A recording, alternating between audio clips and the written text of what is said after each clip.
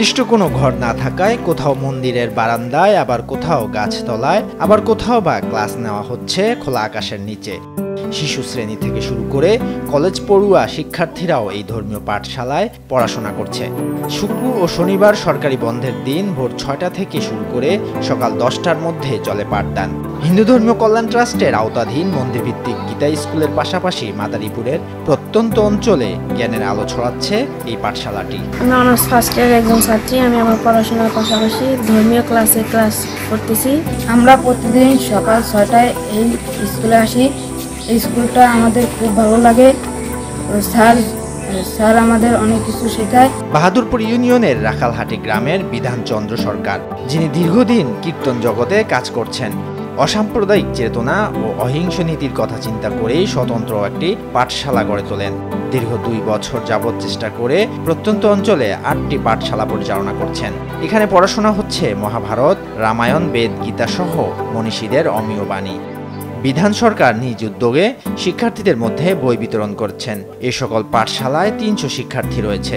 স্থায়ী ঠিকানা নিয়ে আমি স্কুলগুলো করতে পারছি না। আমার ৮টা স্কুলে প্রায় ৩০০ ছাত্রছাত্রী পড়াচ্ছি। তো এখানে আমার বিশেষ একটি কথা হচ্ছে যে সেটি আমার কোনো সুন্দর একটি পরিবেশ বা সুন্দর একটা স্থান আমি কোথাও পাচ্ছি না। তো আংশিকভাবে যে জায়গায় আমি বর্তমানে আছি, কারো বাড়ি, কারো মন্দিরের আঙিনায়, এইভাবে পড়াচ্ছি। এখানে পড়াশোনা করে শিক্ষার্থী ও অভিভাবকরা উচ্ছ্বসিত। আমাদের এই স্কুলটা আরো অনেক আগে হইলে ভালো হতো। তাও যে ১ বছর ধরে শুরু হয়েছে, বাচ্চারা অনেক কিছু শিখতে পেরেছে।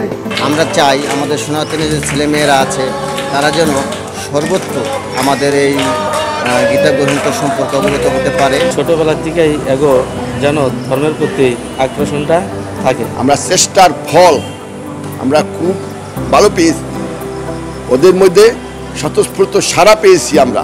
ওরা শিখতে চায়, তাই ওরা যাতে ভালোভাবে শিখতে পারে সেই চেষ্টা আমরা চালিয়ে যাব।